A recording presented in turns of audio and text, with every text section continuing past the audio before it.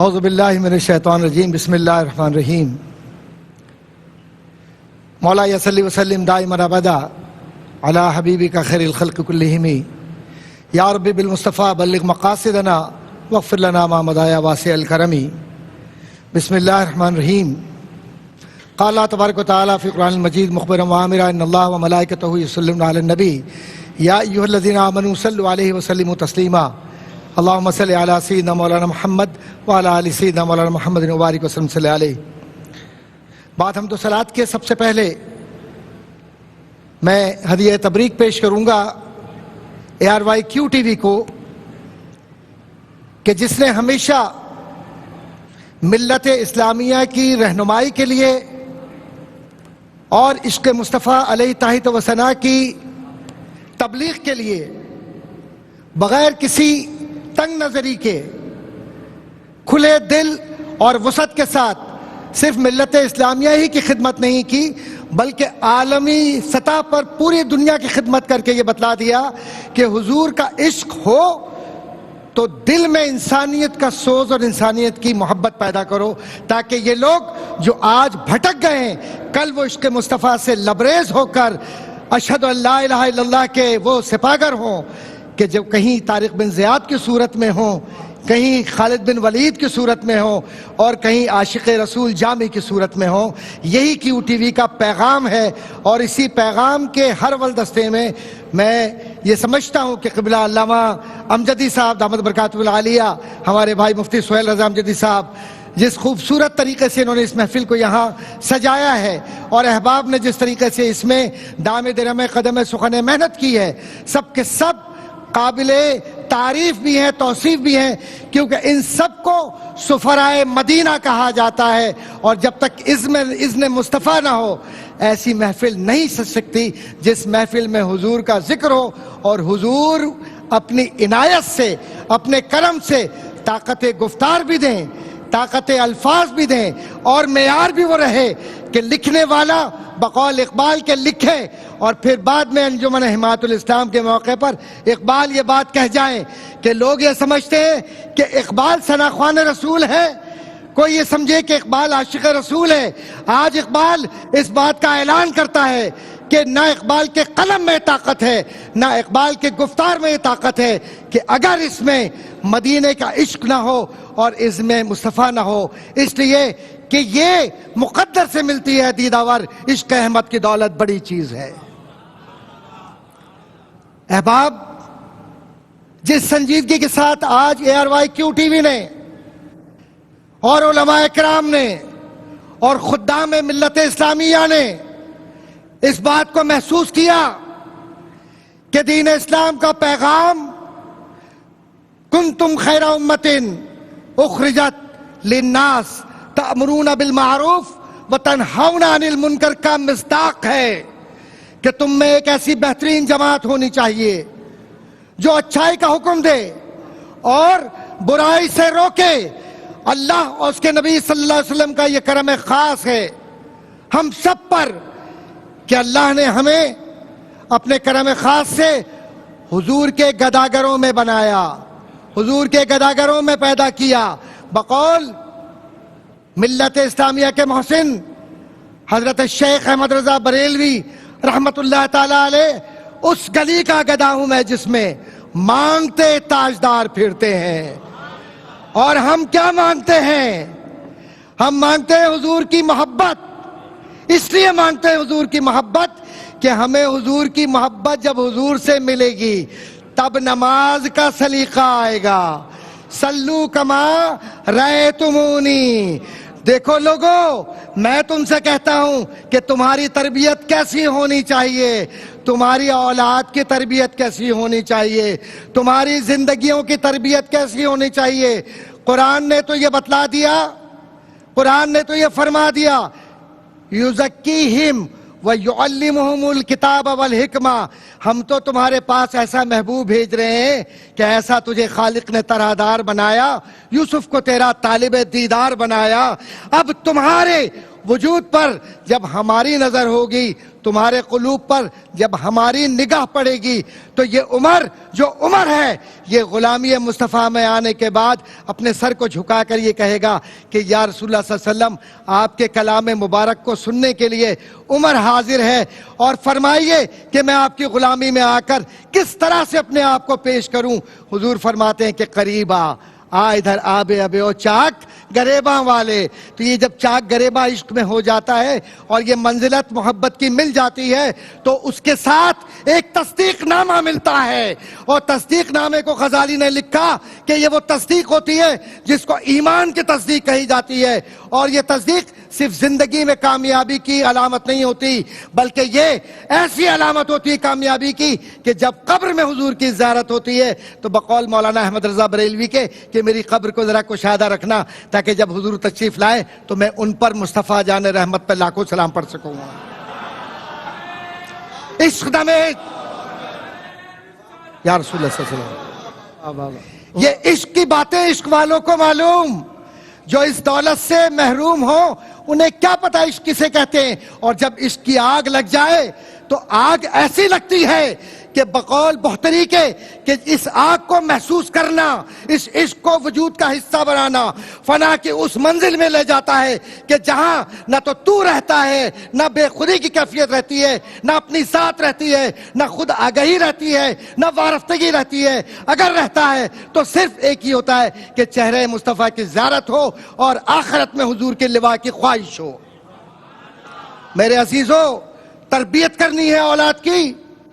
تو اولاد کی تربیت ہماری کیا ذمہ داری ہے کہ ہم اولاد کی کیا تربیت کر سکیں، اور ہماری کیا حیثیت کہ ہم کسی کی تربیت کر سکیں۔ ہم تو اس قدم مصطفیٰ سے وابستہ ہے کہ جس کی تربیت اللہ تبارک و تعالیٰ نے کی، اور قرآن فرماتا ہے قد جاءکم من اللہ نور و کتاب مبین۔ اے لوگو، تم تو بھٹکے ہوئے تھے، تم تو کس طرح تھے، تم تو آگ کے گڑھے کے قریب تھے، پھر تمہیں تمہارے رب نے کیا احسان کیا کہ لقد من اللہ علی المؤمنین اذ بعث فیہم رسولا منہم یتلو علیہم آیاتہ ویزکیہم ویعلمہم الکتاب والحکمہ۔ حکمت ان کے قدموں سے، دانائی ان کے قدموں سے، احساس ان کے قدموں سے، رب کی شناخت ان کے قدموں سے، اللہ کو اپنی ذات کو پہچاننے کا عمل، من عرف نفسہ فقد عرف ربہ، کہ رب تک پہنچنے کی ذات مصطفیٰ ہے جس نے ان کے قدموں میں سر جھکا لیا۔ سیماہم فی وجوہہم من اثر السجود کا وہ عنوان بن گیا کہ نہ کوئی اس کو جھکا سکا، نہ کوئی اس کو مٹا سکا، نہ کوئی اس کی قدر کو بدل سکا۔ کیوں کہ قدرت رب کے پاس ہے اور اختیار زمین پر مصطفیٰ کے پاس ہے۔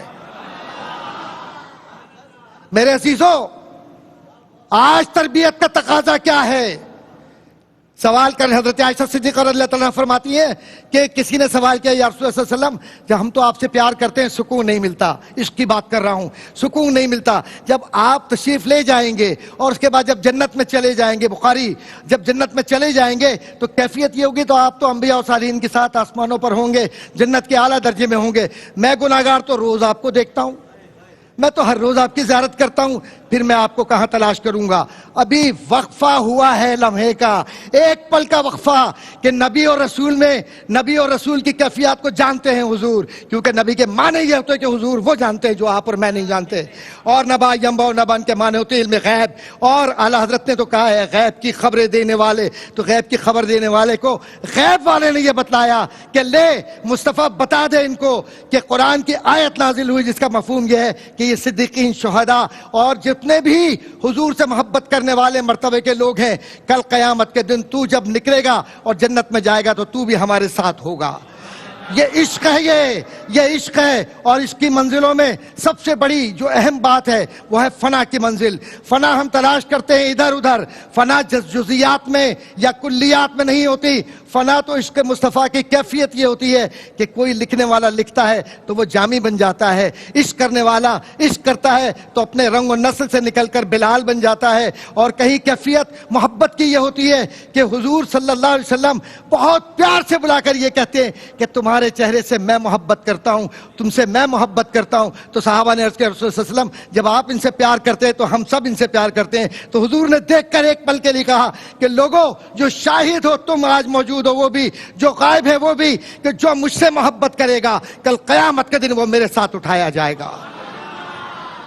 آج آج ہم ناپ تول کر تربیت کرتے ہیں، آج ہم جھوٹ بول کر اپنی روایات کو بدل کر بات کرتے ہیں۔ حقیقت حال یہ ہے، بقول شبلی نعمانی کے جو سیرت النبی میں اس نے لکھا ایک جملہ، وہ یہ کہا کہ جب تک حضور کا وسیلہ دعا میں شامل نہ ہو، اور جب تک سیرت وجود کا حصہ نہ بن جائے، اور جب تک عشق مصطفیٰ کی محبت زندگی کا حصہ نہ بن جائے، نہ عبادت مکمل ہوتی ہے اور نہ ہی کیفیت زندگی کی مکمل ہوتی ہے۔ تو آج اس بات کی ضرورت ہے کہ ہم اپنے بچوں کو کیا سکھلائیں۔ اپنے بچوں کو یہ نہ سکھلائیں کہ ہم جھوٹ بولتے ہیں اور ہم کہیں کہ ہم حضور کے غلام ہیں، ہم تشدد کی طرف جاتے ہیں، ہم کہیں کہ ہم حضور کے غلام ہیں، ہم کسی سے نفرت کریں اور کہیں کہ ہم حضور کے غلام ہیں، ہم کہیں اپنی کیفیت کے اندر جبر و استبداد کے ساتھ ہوں اور کہیں کہ ہم حضور کے غلام ہیں، اور کہیں کسی کو کمتر ثابت کریں ہم حضور کے غلام ہیں، کسی غیر مسلم سے نفرت کریں اور کہیں کہ حضور کے غلام ہیں۔ آئیے حضور کے غلامی کے تقاضے دیکھیں کہ امام بخاری رحمت اللہ تعالیٰ علیہ نے جا بجا لکھا، اس پر حضرت امام مسلم نے بھی لکھا اور اس پر علماء نے بھی لکھا، آج کے علماء بھی یہ بات کہتے ہیں اور سب اس پر متفق ہیں، یہاں تک کہ اورینٹلسٹ غیر مسلم وہ بھی لکھتے ہیں کہ جس طریقے سے حضور کریم صلی اللہ علیہ وسلم نے غیر مسلموں کو محبتوں کے ساتھ مسجد نبوی میں بہت پیار کے ساتھ دروازے پر جا کر ویلکم کیا، خوش آمدید کیا، اور اس کے بعد ان کے ساتھ ان کی گفتگو سنتے رہے، ان کے سوالات کو غور سے سنا اور ہر بات کا جواب دیا، اور اس کے بعد کہا کہ لوگوں گواہ رہنا کہ بہت سارے ایسے لوگ ہیں کہ جو آج تم میں نہیں ہیں لیکن کل تمہارے اخلاق کی وجہ سے وہ تم میں ہوں گے۔ آج ہمیں اپنی مثالوں کے اندر ہم بڑی بڑی باتیں کرتے ہیں اور اپنی زندگی کے اندر ہم مثالیں دیتے ہوئے یہ کہتے ہیں کہ میں بہت کچھ ہوں۔ دیکھیے، یاد رکھیے کہ فرعون نے بھی یہ دعویٰ کیا تھا انا ربکم الاعلیٰ، کہ میں تمہارا سب سے بڑا پالن ہار ہوں، تمہارا سب سے بڑا رب ہوں، لیکن حقیقت یہ حال یہ ہے کہ حضور نے کبھی کوئی دعویٰ نہیں کیا، حضور نے کوئی دعویٰ نہیں کیا، بلکہ رب نے دعویٰ کیا کہ میرے مصطفیٰ کی جو اطاعت کرتا ہے، من یطع الرسول فقد اطاع اللہ، کہ جس نے میرے محبوب سے پیار کیا، جس نے میرے محبوب کے قدموں میں سر کو جھکایا، جس نے میرے محبوب سے محبت کی، جس نے محبوب سے تعلق رکھا، کل قیامت کے دن وہ میرے محبوب کے ساتھ اس لیے اٹھے گا کہ اس نے نبی سے پیار کیا، اور جس نے نبی سے پیار کیا اس نے اپنی زندگی کو پا لیا۔ آج زندگی کے مقصد کو پانے کے لیے والدین کو کیا چاہیے؟ والدین کو چاہیے کہ حضور کی محبت کو کیسے سکھلائیں۔ حضور کریم صلی اللہ علیہ وسلم کی محبت کو سکھلانے کا سلیقہ یہ ہے کہ نماز پڑھیں تو حضور کا تصور ہو، کیونکہ جس کی تربیت رب نے کی، میں آپ سے 2 سوال کرتا ہوں اس کے بعد بات ختم ہوگی، کہ جس کی تربیت رب نے کی وہ کامل تربیت ہے یا نہیں ہے؟ میں ایک بات پوچھتا ہوں کہ ہم سب کی تربیت والدین نے کی، حضور کی تربیت کس نے کی؟ اللہ تبارک و تعالیٰ نے۔ اور حضور کی ذات کو لقد کان لکم فی رسول اللہ اسوۃ حسنہ کہہ کر کس نے بتلا دیا کہ جو کوئی بھی ان کی زندگی کو اپنی زندگی کا حصہ بنائے گا وہ کامیاب ہوگا؟ کس نے کہا؟ اللہ تبارک و، زور سے بولیے، اللہ تبارک و تعالیٰ نے۔ اللہ تبارک و تعالیٰ نے۔ کہیں حضور نے کہیں کوئی دعویٰ خود کیا؟ نہیں کیا۔ اور ان کنتم تحبون اللہ فاتبعونی یحببکم اللہ کون کہہ رہا ہے؟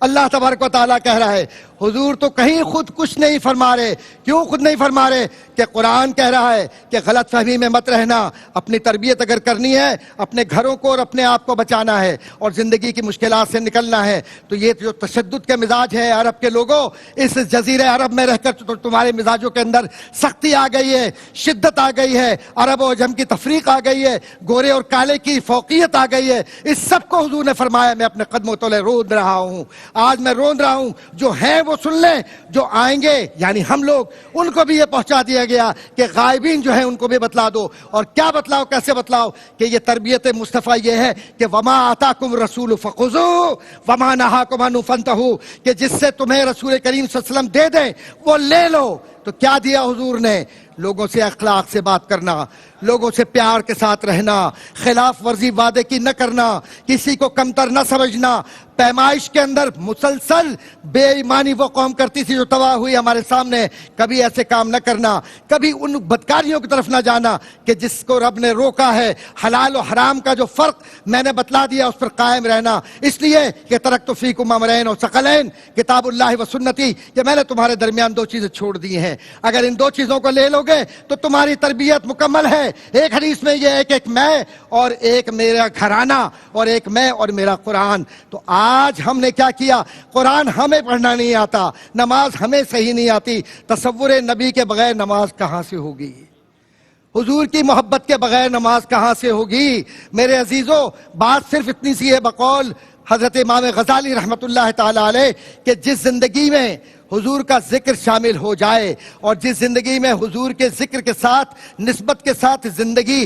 آگے بڑھنے لگے تو سمجھنا کہ علم الاخلاق کے اس درجے پر پہنچ گئے کہ جہاں کل قیامت کے دن تمہارے ایمان کی گواہی تمہارے رسول دیں گے. اور اگر کہیں اس میں سر منہ تجاوز ہو جائے تو بھٹک کر خدا جانے جاتے کہاں، بھٹک کر خدا جانے جاتے کہاں. نہ ہوتا اگر ان کا نقش قدم تو حضور کے نقش قدم سے وابستگی اختیار کر لیں تو آپ کو آپس کے اندر بھی جو ہم نے آج تفرقے پیدا کیے ہوئے ہیں، رنگ، نسل، زبان، علاقوں کے، یہ سب ختم ہو جائیں گے. کیونکہ غلامی مصطفیٰ تفرقہ نہیں سکھلاتا، علیحدگی نہیں سکھلاتا. غلامی مصطفیٰ کا نعرہ یکجہتی سکھلاتا ہے. مضبوط پاکستان، مضبوط ملت اسلامیہ، مضبوط محبت کرنے والے حضور کے ہی ملت اسلامیہ کی طاقت بن سکتے ہیں. آئیے اپنے آپ سے ہم یہ عہد کریں کہ ہم اپنی زندگیوں کے اندر جو حضور کی سیرت کے بنیادی اسالیب ہیں، جو بنیادی طریقے ہیں، جو بنیادی طرزۂ استدلال ہیں، ہم ان کو زندگی کا معیار بنا کر اپنے سینوں سے لگا کر یہاں بھی ان لوگوں سے وابستگی اختیار کریں جو عقیدہ حق یعنی عقیدہ اسلام پر اس طرح سے کام کرتے ہیں جو دین اسلام کا بنیادی محور ہے. کوئی بھی مسلک اختیار کرے، آدمی آدمی سے پیار کرے.